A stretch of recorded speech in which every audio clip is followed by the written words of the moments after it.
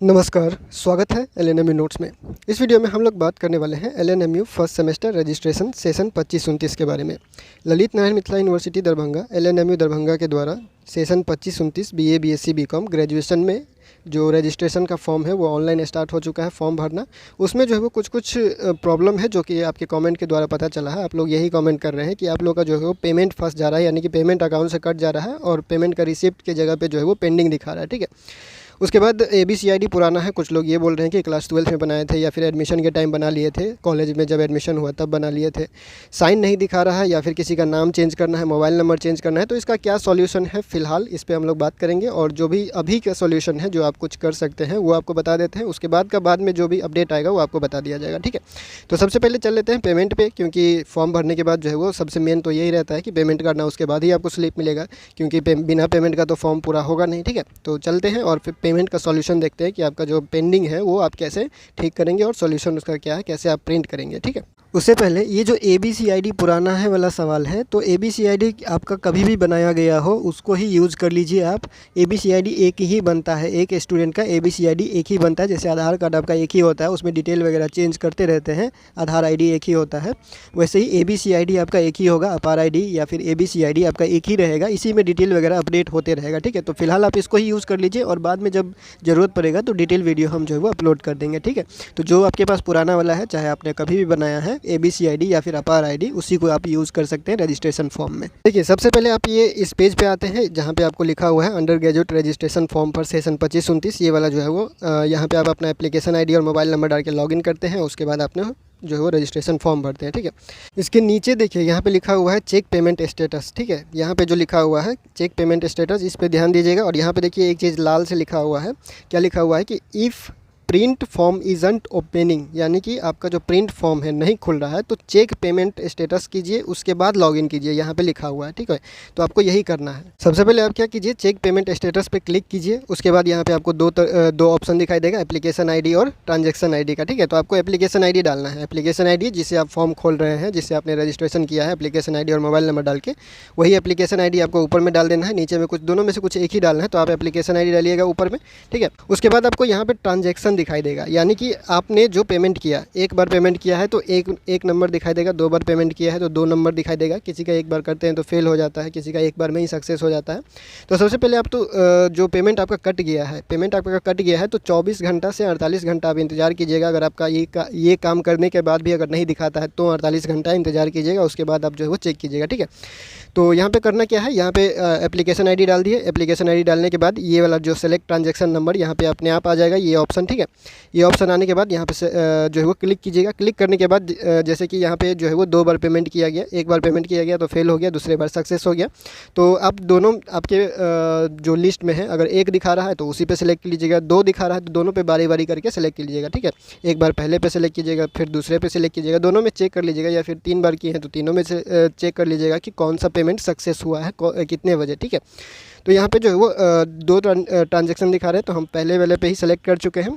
और जो है वो क्या करना है, पहले वाले पे सेलेक्ट कर लेना है। सेलेक्ट करने के बाद यहाँ पे सर्च स्टेटस पे जो है वो क्लिक करना है। ठीक है, ट्रांजेक्शन सेलेक्ट कीजिएगा, उसके बाद सर्च स्टेटस पे क्लिक कीजिएगा। उसके बाद नीचे आपको कुछ इस तरह से डिटेल दिखा देगा कि आपका पेमेंट जो है वो सक्सेस हो चुका है, योर ट्रांजेक्शन इज़ कम्प्लीट। 600 रुपया पेमेंट हुआ है, डेबिट कार्ड से हुआ है या फिर UPI या फिर नेट बैंकिंग किससे हुआ है वो यहाँ पे दिखाई देगा, और कितना बजे पेमेंट हुआ है, किस तारीख को पेमेंट हुआ है वो यहाँ पे दिखाई देगा। ठीक है, तो यहाँ पे जो दो डिटेल दिखा रहा है, यहाँ पे जो दो नंबर दिखा रहा है, दोनों में अगर आप एक बार किए हैं तो एक ही दिखाई देगा, दो बार किए होंगे तो दो दिखाई देगा, 3 बार किए होंगे तो 3 दिखाई देगा। ठीक है, तो सबको बारी बारी करके चेक कर लीजिएगा। पेमेंट स्टेटस यहाँ पे सक्सेस दिखा देगा। ठीक है, सक्सेस दिखाई देने के बाद तब जाके आप फिर क्या कीजिएगा, पेज को काट दीजिए, फिर से मतलब कि क्लोज कर दीजिए, बंद कर दीजिए, फिर से उसके बाद ब्राउज़र खोलिए और फिर से लॉगिन करके यहाँ पे चेक कीजिएगा। ठीक है, तो लॉगिन करने के बाद तब जाके आपको पेमेंट में यहाँ पे कंप्लीट दिखाई देगा। पेमेंट में अगर आपका पेंडिंग दिखाई दे रहा था तब यहाँ पे पेंडिंग हट जाएगा और कंप्लीट दिखाई देगा और प्रिंट रिसिप्ट का जो है वो ऑप्शन आ जाएगा। ठीक है, अगर नहीं आता है, ये करने के बाद भी अगर नहीं आ रहा है तो 48 घंटा वेट कीजिएगा, वो अपडेट हो जाएगा। ठीक है,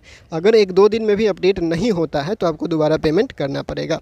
और यूपीआई से पेमेंट मत कीजिए आप लोग। अगर 2 मोबाइल यूज़ कर रहे हैं तो ज़्यादा दिक्कत नहीं है, एक ही मोबाइल से कर रहे हैं, एक ही मोबाइल से पेमेंट कर रहे हैं, एक ही मोबाइल से फॉर्म भर रहे हैं, तो हम पहले ही बता चुके हैं यूपीआई से नहीं कीजिएगा, ठीक है। एटीएम कार्ड किसी का ले लीजिए अगर आपका नहीं काम कर रहा है तो।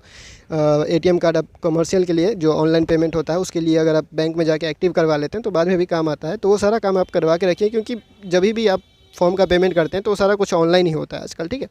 तो ये सारा काम करवा के रखिए। खैर हम लोग जो आते हैं इस पर, तो यहाँ पे अगर आपका नहीं होता है ये करने से भी, तो आप 1 दिन बाद 2 दिन बाद चेक कर लीजिएगा फिर से। उसके बाद आते हैं यहाँ पे प्रिंट रिसिप्ट, फ्री रिसिप्ट हो जाएगा, जितना पेमेंट आपने किया है वो प्रिंट रिसिप्ट हो जाएगा। उसके बाद प्रिंट फॉर्म जो रजिस्ट्रेशन फॉर्म है, डमी रजिस्ट्रेशन स्लिप, वो प्रिंट नाउ पे क्लिक करके यहाँ पे क्लिक करके डाउनलोड कर सकते हैं। और यही दोनों और डॉक्यूमेंट वगैरह जाके जो है वो कॉलेज में जमा कर देना, ठीक है। तो ये हो गया आप लोग का पेमेंट स्टेटस पेंडिंग जो दिखा रहा है उसके लिए। उसके बाद आपका जो है प्रिंट हो जाएगा, ठीक है। अब बहुत लोग क्या कर रहे हैं, ABCID बना रहे हैं डिजी लॉकर में, तो वो बोल रहे हैं कि 2024 तक ही दिख रहा है, 2025 नहीं दिखा रहा है, ठीक है। जैसे ये ABCID वाला फॉर्म है, तो ये फॉर्म जब आप खोलते हैं डिजी लॉकर में जाके और सेलेक्ट एडमिशन ईयर जो दिखा रहा है इस पर आप क्लिक करते हैं, तो यहाँ पे देखिए साफ साफ 2025 तो दिखा ही रहा है, ठीक है। 2025, 2024, 2023, तो सबसे ऊपर में आपको 2025 दिखेगा। अगर आपका नहीं दिख रहा है तो एक बार फिर से रिफ्रेश करके अपडेट कर लीजिएगा।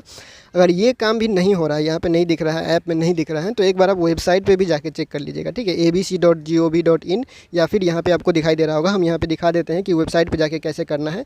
ये जो आपको स्क्रीन पे दिख रहा है, ठीक है, digilocker.gov.in, इसका स्क्रीनशॉट ले लीजिए और यही आप सेम जो है वो टाइप कीजिएगा ब्राउज़र में, इंटरनेट पे, गूगल पे, जहाँ पे भी जो भी आप यूज़ करते हैं उस पर digilocker.gov.in सर्च कीजिएगा।